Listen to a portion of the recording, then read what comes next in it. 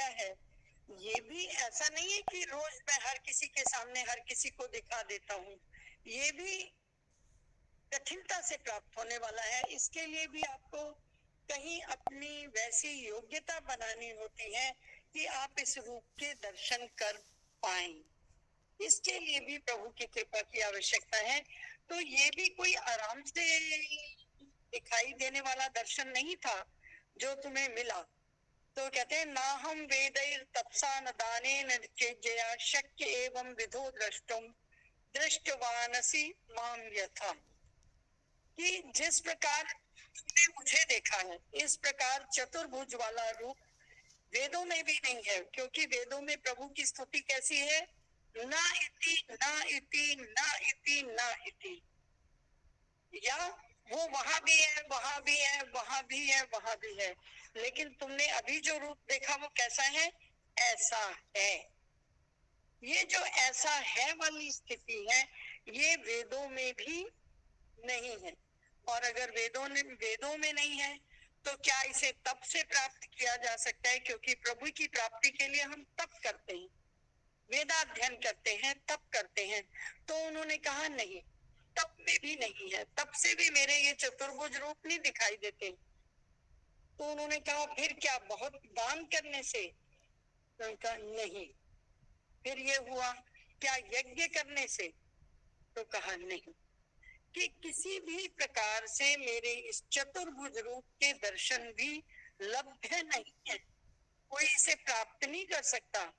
कौन प्राप्त कर सकता है, जिस पर मेरी कृपा, जिसको मैं चाहूं उसको मैं अपना रूप जन्मा सकता हूँ, क्योंकि उस रूप को जन्माने के लिए उसमें पहले वैसी शक्ति भी देनी होगी। इन भौतिक आंखों से तो दिखाई देने लायक है ही नहीं। तो वो ये कह रहे हैं कि जो मैंने तुझे रूप दिखाया है हे परम तप, हे अनन्य भक्ति वाले अर्जुन, ये चतुर्भुज रूप भी प्रत्यक्षता देखने में संभव नहीं है कि कोई इसे ऐसा प्रत्यक्ष देख पाए जैसा तुमने देखा है, क्योंकि ये न तो वेदों के अध्ययन से, न तप से, न दान से, न ही यज्ञ से किसी भी तरह से देखा ही नहीं जा सकता। मेरे इस चतुर्भुज रूप को देखना भी दुर्लभ है, और तुमने न केवल मेरा वो ऐसा रूप देखा है जो किसी ने भी नहीं देखा, और तुमने चतुर्भुज रूप भी देखा है जो कुछ जगह पर मैंने दिखाया है। तो कहते हैं मन कर्म भक्त्या त्वनन्या शक्य अहम एवं विधोर्जुन ज्ञातुम दृष्टुम च तत्तेन प्रवेष्टुम कि हे परम तप अर्जुन, अनन्य भक्ति के द्वारा इस चतुर्भुज रूप वाला मैं प्रत्यक्ष देखने के लिए, तत्व से जानने के लिए, प्रवेश करने के लिए और एक ही भाव से प्राप्त करने के लिए भी शक्य हूँ। अब आप देखें, प्रभु ने 4 तरीके की बात बताई है कि कैसे ये दर्शन शक्य हैं। तो उन्होंने कहा हे परंतप अर्जुन, ये अनन्य भक्ति के द्वारा इस रूप को देखा जा सकता है।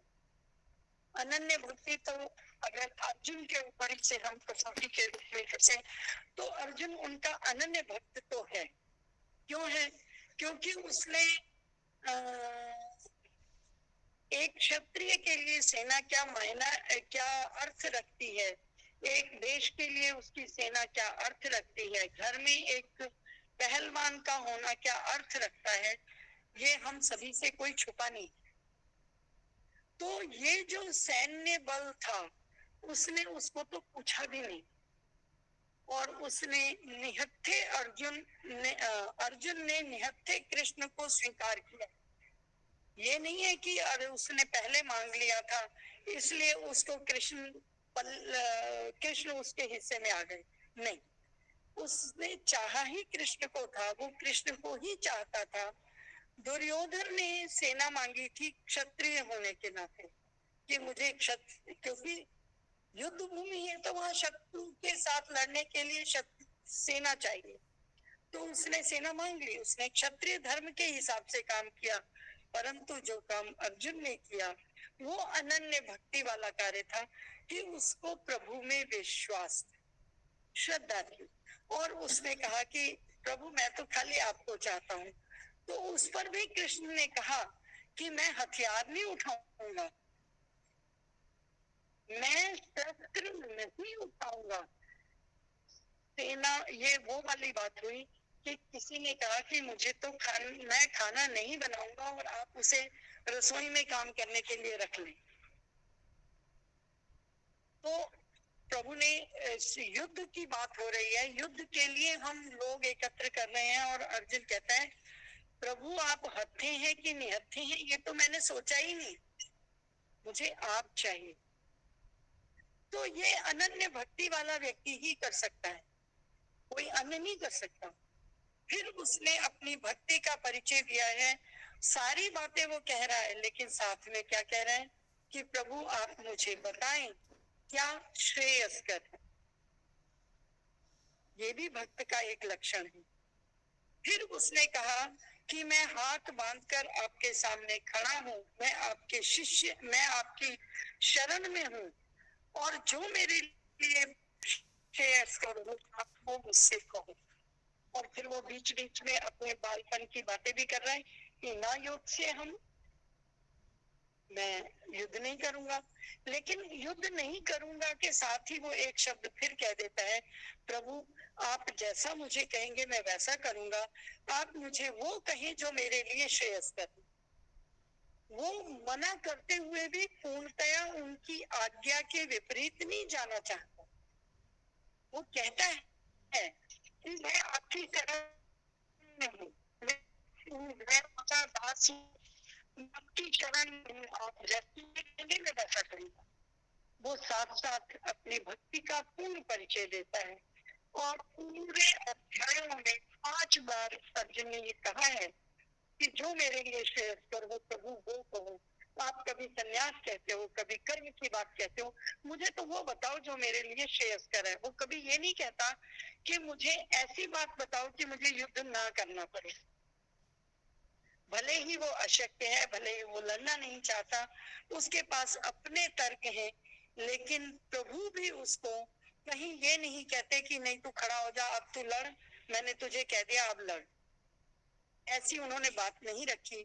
उन्होंने उसको उस विषाद से, उस जगह से इस जगह तक लाए कि वो ये कहने लगा कि हाँ प्रभु जैसा आप कहोगे मैं वैसा करूंगा।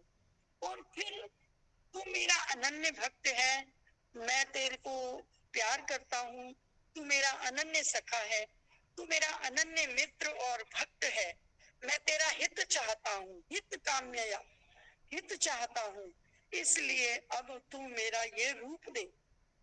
और फिर कहा कि ये रूप मैंने किसी और को नहीं दिखाया।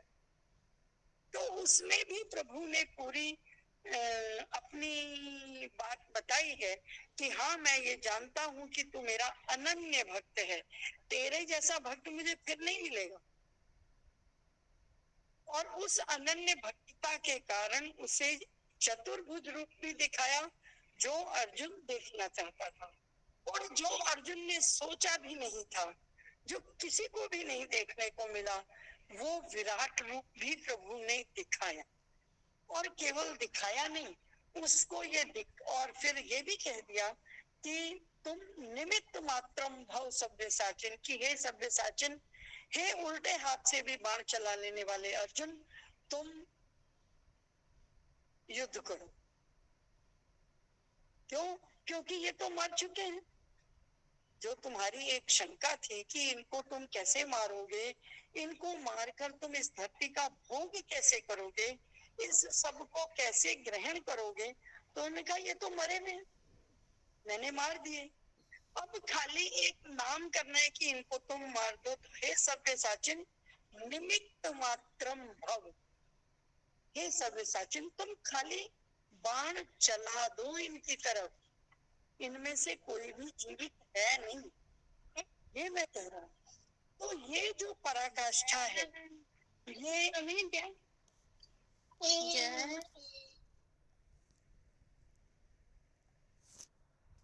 ये जो पराकाष्ठा है, ये अर्जुन और कृष्ण के मध्य ही हो सकती है, कहीं और देखने में आई नहीं है।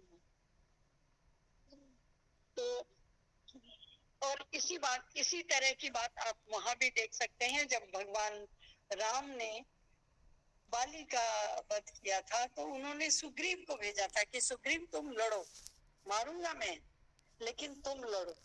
और पहली बार लड़के सुग्रीव ने मार खाई और मार खा के वापिस भी आ गया।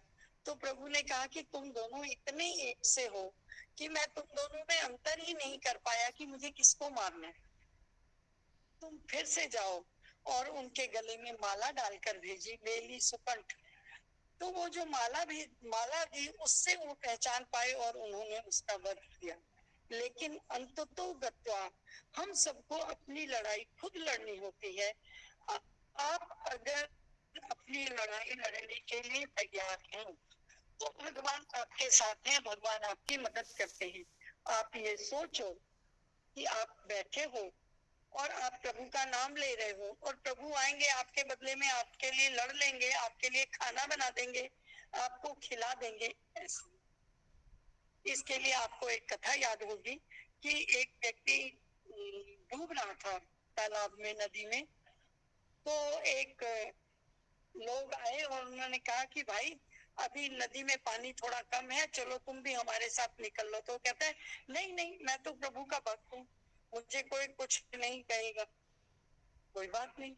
थोड़ी देर में फिर कोई आया, नाव लेके आया कि अब पानी ऊपर हो गया है भाई, तू अब मेरी नाव में चल, बाहर निकल लेगा। तो बोला नहीं, मैं तो प्रभु का भक्त हूँ।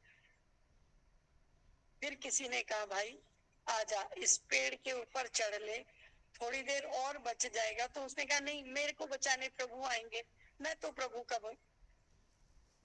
बाद में वो मर गया, डूब गया।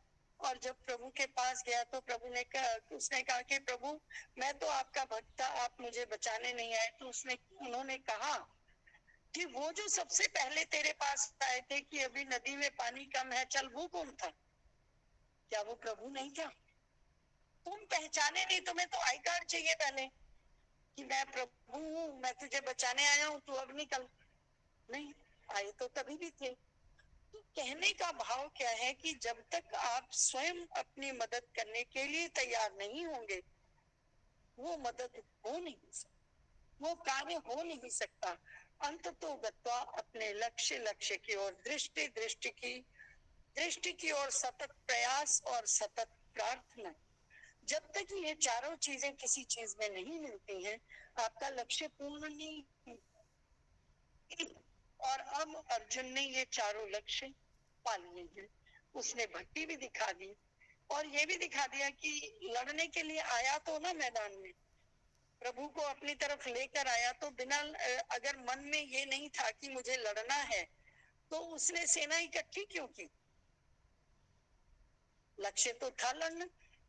और लक्ष्य लड़ने के लिए क्या आज से बात हो रही थी? 12 साल से हो रही थी। जब अज्ञातवास गए, जब वनवास गए, जब सीता राम राम, जब द्रौपदी का चीर हरण हुआ, जब भगवान वासुदेव स्वयं गए और दुर्योधन ने ये कह दिया मैं तुझे बंदी बनाऊंगा, अपना गुण दिखाया लेकिन उन्हें माना नहीं। तो ये सारी चीजें अर्जुन में थी। अर्जुन ने अपनी पात्रता सिद्ध की है और उस पात्रता के साथ उसने इस चतुर्भुज रूप के दर्शन किए। फिर वो कहते हैं कि तत्व से जानने के लिए यदि तुम देखो तो प्रत्येक प्राणी, प्रत्येक जड़ चेतन स्थावर जंगम में यदि तुम मेरी सत्ता को देखते हो तो वो मेरा वो विराट रूप है जो खाली अर्जुन ने देखा। क्यों? क्योंकि अर्जुन उन्हें तत्व रूप से भी जानता था। इस तत्व रूप से जानने के लिए आपको इस परम विराट में प्रभु के दर्शन, प्रभु को तत्वतः जानना होगा, तो भी ये विराट रूप दिखाई दे सकता है, चतुर्भुज रूप दिखाई दे सकता है। और फिर उन्होंने कहा प्रवेश करने के लिए, अर्थात इसके अंदर आने के लिए भक्ति के साथ अगर आप इस तरफ चल पड़े और इसमें जब आप प्रवेश करना चाहते हैं तो भी प्रभु की आप पर कृपा हो सकती है कि आप प्रभु के दर्शन करें। इन सभी गुणों के साथ यदि हम हैं तो हमें प्रभु के दर्शन सुलभ। प्रभु ने मोहर लगाई है यहाँ पर कि हम सभी को इस विराट रूप और तत्व रूप और प्रत्यक्ष दर्शन हो सकते हैं। ऐसा नहीं है कि नहीं हो सकते। उसके लिए जरूरी क्या है कि आपकी पात्रता हो। पात्रता के लिए आपको विराट रूप अगर दर्शन करने हैं तो प्रत्येक सप्ताह में प्रभु का निवास देखना होगा, जो वास्तव में वहां है। ये नहीं है कि कोई चीज नहीं है और आपसे कहा जा रहा है वहां देखो, वस्तुतः वो वहां है। आप अपने मन के उस जाले को हटाओ, अंदर से उस अंधेरे को मिटाओ, अंदर से उस प्रकाश को लाओ जिसमें ये अंधेरा ना रहे, आपको सब कुछ साफ साफ दिखे। आप दर्पण के ऊपर की मैल उठाओ, हमेशा अपने मुंह पे गंदगी नहीं होती, दर्पण भी गंदा होने से आपको नहीं दिखता है, तो उस दर्पण को साफ करो, आपको अपना चेहरा साफ दिखेगा। और इस पात्रता को लेने के बाद प्रभु के चतुर्भुजी दर्शन भी संभव है। फिर वो कहते हैं मत कर्म कर्म मत कर्मो मत भक्ता संग वर्जिता निर्वैरः सर्वभूतेषु यह समामेति पांडव। कि हे अर्जुन, जो पुरुष केवल मेरे लिए ही संपूर्ण कर्तव्य कर्मों को करता है।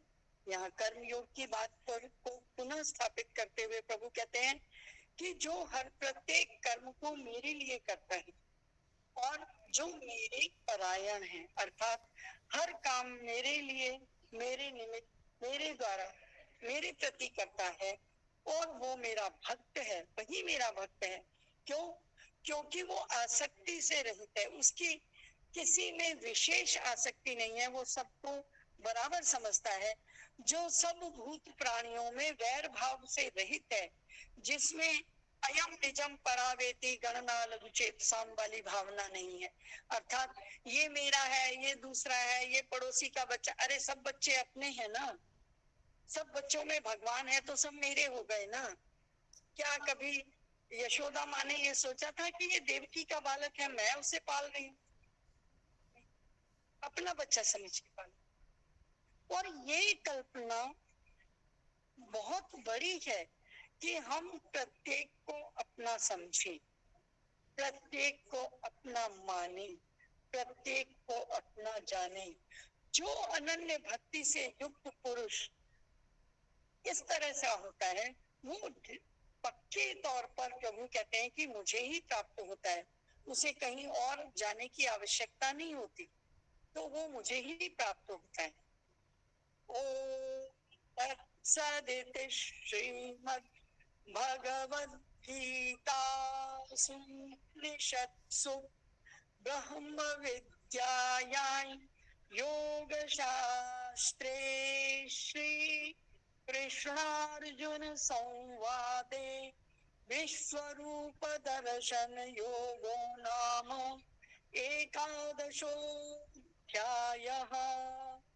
और इसी के साथ ही 11वां अध्याय समाप्त हुआ। प्रभु ने इसमें यही बताया कि जो मुझे तत्व रूप से जान लेता है, जो ये मान लेता है कि मेरी सत्ता के बिना यहाँ कुछ है ही नहीं, और जब उसकी सत्ता सब जगह है तो विराट रूप कैसे हम नहीं देख रहे? हम तो नित्य प्रति देख रहे हैं, हमें दिखाई दे रहे हैं। जो भी हमारी इस आंखों के से हम देखें, तो जो नहीं भी दिख रहा वो भी प्रभु का रूप है, जो दिख रहा है वो भी प्रभु का रूप है। उस सारे के अंदर हम प्रभु के रूप को अगर देखें तो उसी सत्ता के साथ हम हैं, उसी सत्ता को हम पहचान रहे हैं, उसी सत्ता को हम जान रहे हैं, उसी सत्ता के साथ हम बरत रहे हैं, और उसी सत्ता, वही सत्ता ही हमारे लिए सब कुछ। उस सत्ता के कारण ही प्रभु के दर्शन है, उस सत्ता के कारण ही प्रभु है, उस सत्ता के कारण ही हम समदर्शी हैं, और उसी सत्ता के साथ हम हैं। हमारी सत्ता है क्योंकि वो है, वो नहीं है नहीं, तो उसकी कृपा है तो हम हैं। अगर हम ये मान लें और हर जगह उसकी सत्ता है ये मान लें, तो दृष्टि हमारे पास है। प्रभु ने जैसा कहा आप प्रत्यक्ष दर्शन कर सकते हैं, तो हम प्रत्यक्ष दर्शन कर सकते, और इस सारे जगत में यदि हम उसी का रूप देखें तो देखो कितना विराट रूप है जो हमें नित्य प्रति प्रतिपल दिखाई दे रहा है, और इतना विराट रूप है कि ये समाप्ति नहीं हो रहा, इसका आदि अंत मध्य हम नहीं जानते। अब आप इसको रिवर्स चलो सारे अध्याय को, कि जैसे जैसे उसने कहा कि प्रभु ना मैं आदि देख रहा हूँ, ना मैं अंत देख रहा हूँ, ना मैं मध्य देख रहा हूँ, मुझे समझ नहीं आ रही मैं कहाँ से देख रहा हूँ। नित्य प्रति लोग मर रहे हैं, वो उनके काल के गाल में समा रहे हैं, नित्य प्रति नए जन्म हो रहे हैं, वो उनके उनके यहाँ से सृजन हो रहा है, कुछ उनके गाल में फंसे हुए हैं, वो हमारे दुख तकलीफ है, दर्द है, और नित्य प्रति लोग आनंद भी मना रहे हैं। वो उसके दर्शन और उसकी कृपा का प्रतिफल है, और इस प्रतिफल के कारण ही इस दर्शन में प्रभु के दर्शन हैं। इन प्रभु के दर्शनों को कर कर आप इस अध्याय को सफल बना सकते हैं, जहां प्रभु ने अपना विराट रूप दर्शन दिया है, विराट रूप के दर्शन कराए। ओम श्री कृष्ण गोविंद हरे मुरारे, हे नाथ नारायण वासुदेव, श्री कृष्ण गोविंद हरे मुरारे।